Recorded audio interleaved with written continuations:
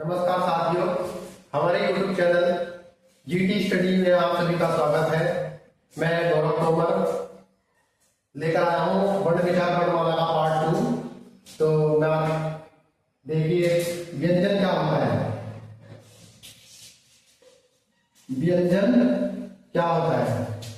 व्यंजन स्वतंत्र नहीं होते, इन्हें अन्य वर्ण की सहायता लेनी पड़ती है। व्यंजन ये स्वतंत्र नहीं होते हैं, इनको अन्य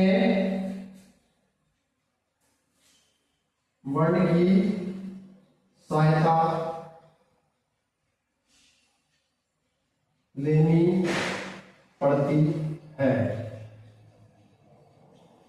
जो हमारे व्यंजन होते हैं, व्यंजनों की संख्या लेखन के आधार पर 33 होती है। व्यंजन की संख्या लेखन के आधार पर कितनी होती है? 33। व्यंजन उन्हें कहते हैं जो स्वतंत्र नहीं होते, इन्हें अन्य वर्ण की सहायता से जोड़ा जाता है और इनकी संख्या 33 होती है।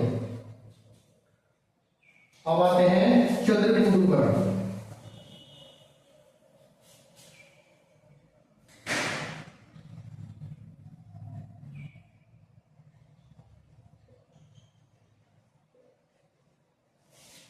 चंद्र बिंदु क्या होते हैं? ये अनुस्वर होते हैं। यह 11 स्वरों पर लगता है।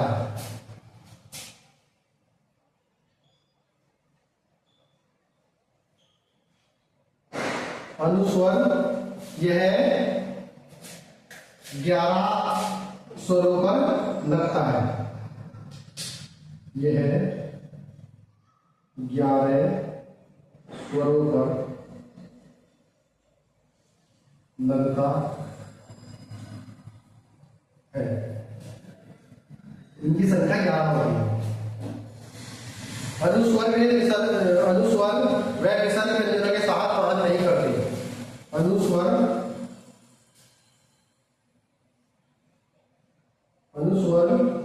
विसर्ग व्यंजनों के साथ वाहन नहीं करते। अब आप कहोगे ये वाहन का क्या मतलब है?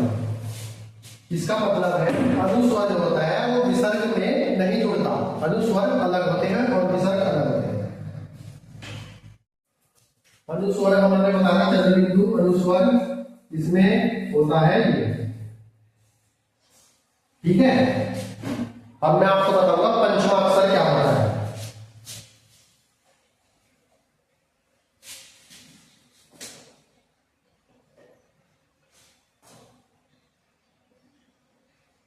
चंद्र बिंदु में ही आता है पंचमाक्षर। पंचमाक्षर होता है हमारा डे जो बोलते हैं, कै वर्ग के 5वां अक्षर पर ही लगता है। यह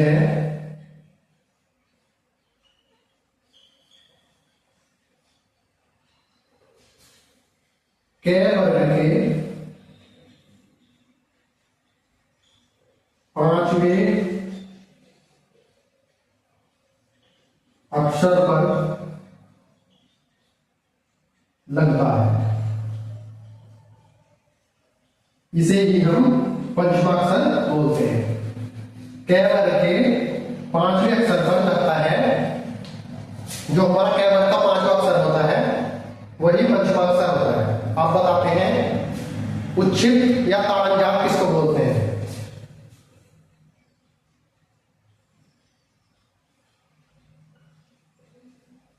उच्छिष्ट या ताड़नजाप, ये इनका नाम है। उच्छिष्ट बोलते हैं, ताड़नजाप एग्जाम में अधिकतर पूछ लेता है। उच्छिष्ट या ताड़नजाप किनको बोलते हैं? तो हमारे उच्छिष्ट और ताड़नजाप होते हैं डे और दे। ये हमारे उच्छिष्ट या सारंजात होते हैं जो हमारे यहां लगता है, इसमें यहां लगता है और चंद्र बिंदु में यहां लगता है। ये विसर्ग से अलग होते हैं, इन्हें विसर्ग में नहीं जोड़ते। ये टे वर्ग के तीसरे व चौथे वर्ण पर लगता है। अब आता है नेक्स्ट नुक्ता। नुक्ता किसे कहते हैं? नुक्ता चिन्ह अरबी या फारसी भाषा का होता है। यह 5 वर्णों पर लगता है। यह है 5 वर्णों पर लगता है। यह अरबी या फारसी भाषा पर लगता है। ये अरबी और फारसी भाषा के 5 अक्षरों पर लगता है। जैसे कि अधिकतर आपने देखा होगा कुछ शब्द कुछ वर्ड हमारे ऐसे होते हैं क, ख, ग, ज, ये नुक्ता होते हैं। तो प्यारे साथियों, आपकी समझ में आया होगा नुक्ता क्या होता है, चंद्र बिंदु क्या होता है, पंचमाक्षर क्या होता है, उच्छिष्ट या सारंजात क्या होता है और नुक्ता क्या होता है। अधिकतर एग्जाम में यहां से सवाल पूछ लेता है। अब मैं आपको पढ़ाऊंगा व्यंजन। 33 व्यंजन होते हैं। व्यंजनों की संख्या 33 होती है। व्यंजन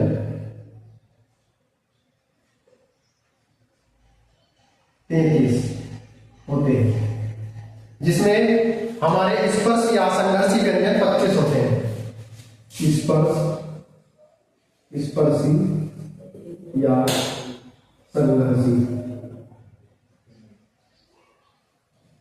25 व्यंजन होते हैं। अब मैं आपको एक डायग्राम के अनुसार आपको बताऊंगा व्यंजन। एक होता है हमारा क वर्ग, एक होता है हमारा च वर्ग, एक होता है ट वर्ग, एक होता है त वर्ग और एक होता है प वर्ग। इसकी याद रखने की मैं ट्रिक बता दूं आपको। कंठ, तालु, मूर्धा, दंत, ओष्ठ से अधिकतर बच्चे इसमें उलझ जाते हैं कि किस तरीके से याद करें। मैं आपको उसकी ट्रिक बता रहा हूं। क वर्ग का मतलब है कंठ, तो कंठ को हम लिखेंगे के से। च वर्ग होता है तालु, तालु होता है हमारा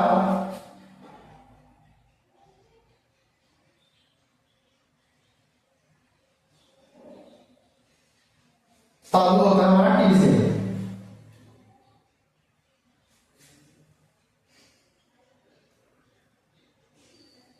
कंठ, तालु और फिर होता है हमारा मूर्धा एम, और तीसरा होता है, चौथा होता है हमारा त वर्ग, कंठ डी, और पांचवा होता है हमारा ओष्ठ, जो बोलते हैं हम ओष्ठ, के टी एम डी ओ। कंठ, तालु, मूर्धा, दंत, ओष्ठ, ये हमारे हर वर्ग में 5-5 वर्ण होते हैं। जैसे क वर्ग में आता है हमारा क, ख, ग, घ और अण, जो हमारा होता है ये, इसको हम बोलते हैं पंचमाक्षर। ये है 5 वर्ण जो मैंने बताया था आपको, पंचमाक्षर क्या होता है, अभी पीछे पढ़ाया था। और हमारा च वर्ग में होता है च, छ, ज, झ, अण। और ट वर्ग मूर्धा, ट वर्ग में होता है ट,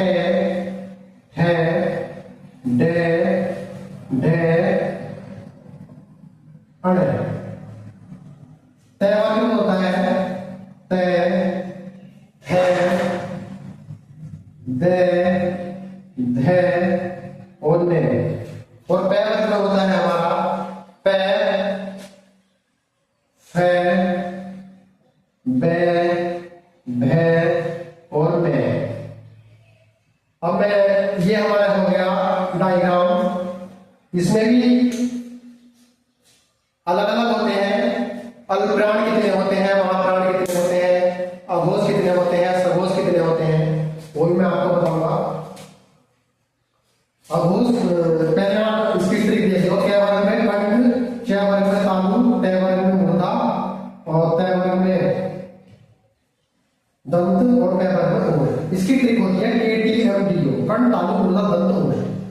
तो हमारे अघोष वर्ण होते हैं पहला, दूसरा, तीसरा। अघोष मैं बताऊंगा अभी, पहले लिख लूं। अघोष वर्ण होते हैं हमारे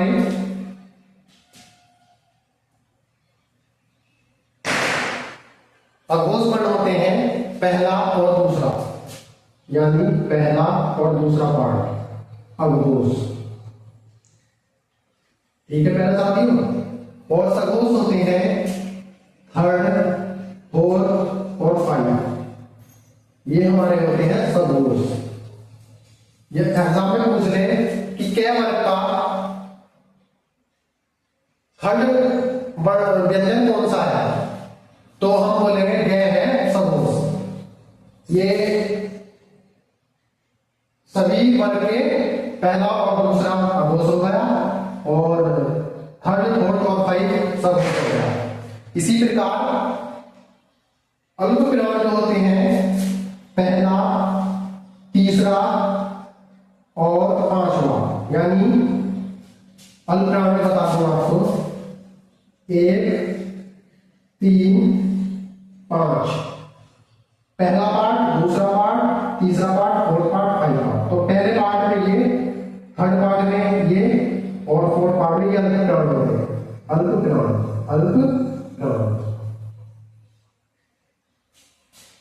और महाप्राण जो होते हैं, महाप्राण होते हैं हमारे दूसरा और चौथा। ये हमारे महाप्राण होते हैं, महाप्राण। ठीक है प्यारे साथियों। जिसमें अल्पप्राण, जिसमें अघोष वर्ण में स है और आते हैं अघोष होते हैं से और है। ये हमारे अघोष में आते हैं। बोर्ड छोटा होने के कारण काफी दिक्कत सी दिखाई दे रही है।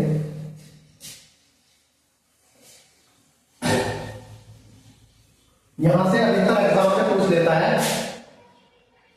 इसमें अल्पप्राण जो होते हैं,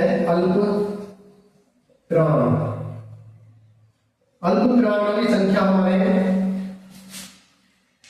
होती है 31। और अब देख लेते हैं अंत्यष्ट व्यंजन क्या होते हैं।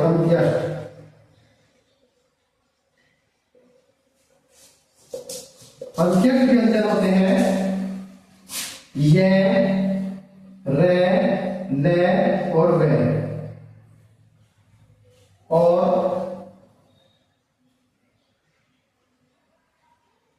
इसमें हमारे होते हैं ये, रे, ले और वे। ऊष्मीय व्यंजन कौन से होते हैं? ऊष्मीय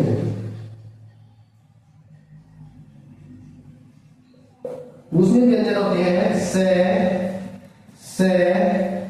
से और है। ये आगे पीछे होगा, कोई दिक्कत नहीं है।